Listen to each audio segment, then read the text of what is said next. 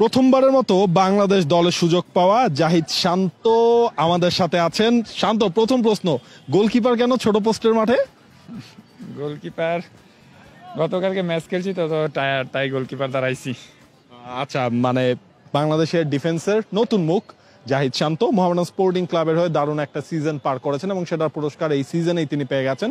Singapore এবং ভুটানের বিপক্ষে 26 সদস্যের যে বাংলাদেশ দল ঘোষণা করা হয়েছে সেই দলে রয়েছেন জাহিদ শান্ত। কখন শুনলেন প্রথমবারের মতো সেই নিউজটা? আসলে রুমে সবাই বসেছিলাম একসাথে, তখন বাংলাদেশ ফুটবল ফেডারেশনের পেজেই দেখছি যে আমার নাম। কেমন লেগেছে তখন? তখন আসলে ফার্স্ট টাইম যখন 38 জনের স্কোয়াডে ডাক পাইছি তখন থেকে এবার বেশি খুশি লাগছে, কারণ এবার বাংলাদেশের মাটিতে খেলা, অনেক আত্মীয় স্বজনরা দেখছে, সবাই কংগ্রেচুলেশন জানাইছে। সো এবার একটু বেশি খুশি। বাসায় জানিয়েছেন? হ্যাঁ, বাসায় জানাইছি, ভাইয়ারে জানাইছি, বাবারে জানাইছি, কোচকে জানাইছি, সবারই জানাইছি। আপনি তো এইজ লেভেলেও এর আগে বাংলাদেশকে প্রতিনিধিত্ব করেছেন, এখন ন্যাশনাল টিমের প্রতিনিধিত্ব করবেন। বাংলাদেশের লাল সবুজ জার্সি গায়ে জড়ানোর হচ্ছে কি ন্যাশনাল টিমেরটা গায়ে জড়ানোর একটা বড় সুযোগ আপনার কাছে এসেছে, এটা তো একটা বড় রেসপন্সিবিলিটিও বাড়িয়ে দিয়েছে নাকি? আমি অনূর্ধ্ব 23 দলে খেলছি থাইল্যান্ডে, আর এখন এটা মেইন জাতীয় দল, এটাতে বড় দায়িত্ব। ইনশাল্লাহ যদি সুযোগ পাই চেষ্টা করব দেশকে ভালো কিছু দেওয়ার। হামজা, সমিত সোম তাদের মতো বাইরের লিগে খেলা ফুটবলাররা এখন বাংলাদেশে আপনার সাথে একই সাথে ড্রেসিং রুম শেয়ার করবেন, এইটা কতটুকু অ্যাজ এ পার্সন হিসেবে আপনার জন্য, ক্যারিয়ারের জন্য লার্নিং বা লেসন হিসেবে কাজ করবে? আসলে হামজা চৌধুরী অনেক টপ লেভেলের প্লেয়ার, অনেক বড় লেভেলের প্লেয়ার, প্রিমিয়ার লিগ খেলে। সমিত সোম কানাডার প্রিমিয়ার লিগ খেলে। তো এটা আমার কাছে অনেক বড় বিষয়, ওদের সাথে ড্রেসিং রুম শেয়ার করা। প্লাস আমি চাইবো অনেক কিছু শেখার জন্য। তো হামজা চৌধুরী সামটাইম আমি খেলা দেখছি যে উনি রাইট ব্যাক পজিশনে খেলে, আমিও প্রিমিয়ার লিগে অনেক রাইট ব্যাক পজিশনে অনেক ম্যাচ খেলছি। আমি চাইবো হামজা চৌধুরী থেকে কিছু শেখার জন্য। আপনার আসলে মূল পজিশন কোনটা, মূল পজিশন বা প্রেফার করেন কোন পজিশনে? প্রেফার করি আমি আসলে মোহামেডানে সাইন করছি সেন্টার ব্যাক হিসেবেই, ফার্স্ট সিজনে আসছি। তখন যখন আমার কোচ দরকার পড়ছে তখন আমার রাইট ব্যাক সুযোগ দিয়েছে, তখন আমি রাইট ব্যাক খেলছি আর ভালো খেলছি। এইবার যদি আমরা একটু দেখি যে রাইট ব্যাকে বিশ্বনাথ লম্বা একটা সময় ন্যাশনাল টিমকে সার্ভিস দিয়ে যাচ্ছিলেন, বিশ্বনাথের ইনজুরি হওয়া, রাইট ব্যাক পজিশনে আপনি এবং তাজ দুজনকেই আসলে দলে রাখা হয়েছে। সাদউদ্দিনও রাইট ব্যাক হিসেবে খেলে থাকেন। কতটুকু চ্যালেঞ্জ হবে, বা এটা তো একটা সুইট কম্পিটিশন, মানে সবাই বাংলাদেশ দলে আপনারা জায়গাটা করে নিতে যাবেন, আপনার পার্সোনাল চ্যালেঞ্জটা কি? প্রথমবারের মতো ডাক পেয়েছেন। আসলে চ্যালেঞ্জ তো সব জায়গায় আছে, যেহেতু 26 জনের স্কোয়াড, এখানে সবাই ভালো প্লেয়ার। আসলে এখান থেকে 23 জনে কিভাবে যাওয়া যায়, কিভাবে 11-এ খেলা যায়, ওই টার্গেট আমার থাকবে।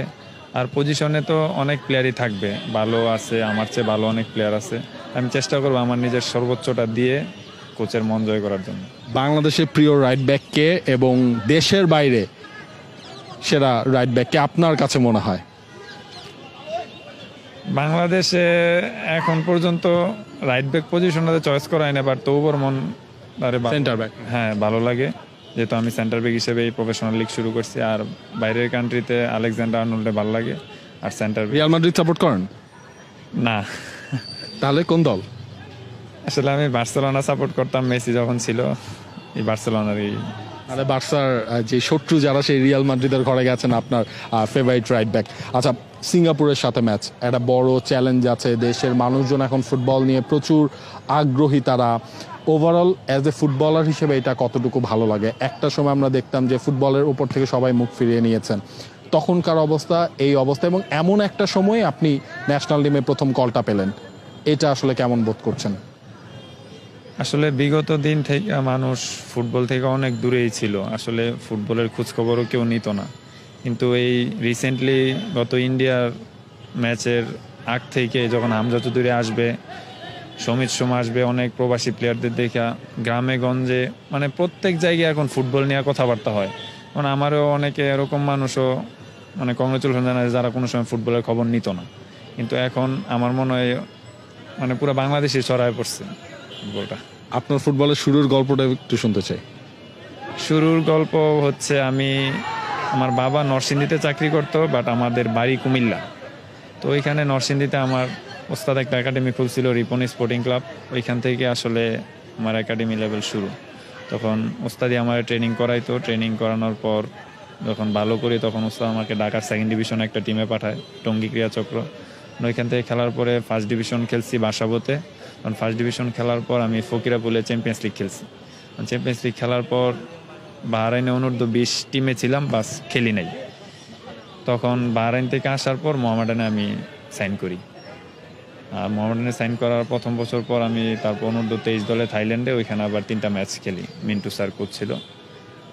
তারপরে এখন পর্যন্ত মানে প্রফেশনাল লেভেলে মোহামেডান স্পোর্টিং ক্লাবই হচ্ছে আপনার প্রথম ক্লাব।